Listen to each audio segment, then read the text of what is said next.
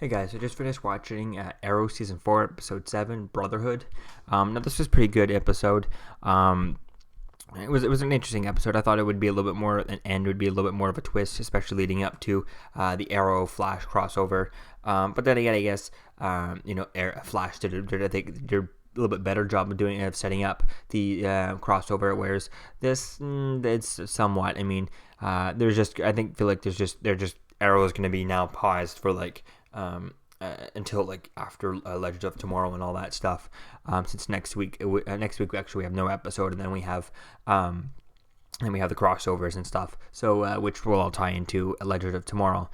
So who knows if I guess they'll probably just leave Diggle's brother in prison until then, until he figures out, and he'll have all that time to, start doing whatever, start thinking about whatever he has to do. Which I find weird that he's so in the open, where you can see everything about the Arrow Cave and stuff, which is I find is a little silly, rather than putting him somewhere, he can't see, in like a room instead of a cell, a clear cell, you know what I mean? Just put him in a solid room type thing. But whatever, like at Argus would have been a better idea. But I don't know. Other than that, this episode was pretty interesting. It was cool seeing Damien Dark come up against Thea and him try to use his powers, and what they weren't working at all. That was pretty cool.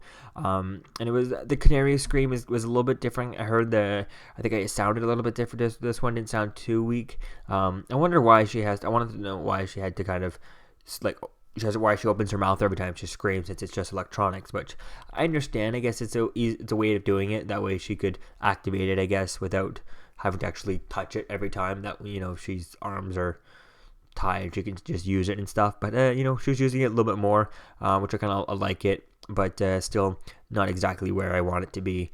I still want some visuals to it, but I think it's getting there to the point where maybe it doesn't need visuals. But the sound is a little bit off. But there's not enough destruction happening. If you're not going to do visuals, then go all out on the physical and the practical effects. I want to visually see, not necessarily need to see the ripples, but more stuff going on, not just the one glass, the one window on the car go off, the entire car shatters. I want the not just the car to shatter, but the windows, the mirrors on the side break off, those little weak parts, things like that. Even bumpers and stuff to come off the car.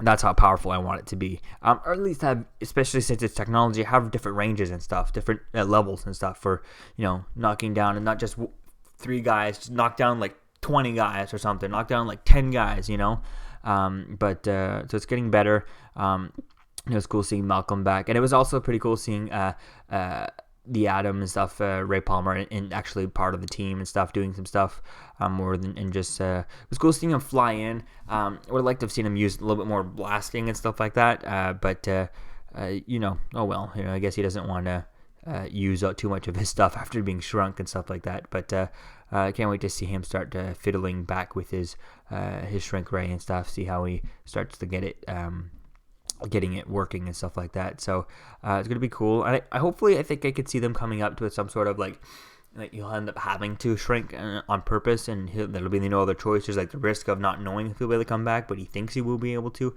So who knows? We'll be able to see. At least they know they can bring him back, but they're not sure. If he shrinks down, I'm not sure when he'll be able to do it, because now he's only done it once, but he's not doing it on purpose all the time. So can't wait to see him do that. Maybe he'll do that in the crossover with Cisco, because I definitely can't wait to see Cisco, hear about him shrinking and stuff like that, because I think if the two of them start talking about it, like he was trying to talk when he first came back about how giant the cockroaches, him and Cisco talking about that and talking about Cisco's powers and stuff, they're gonna have so much fun. And I hope we get to see the two of them, Adam and Cisco, or Ray and Cisco, talking again, in the crossover, and hopefully we don't have to wait till Legend of Tomorrow for that. But yeah, so this is a pretty good episode so far.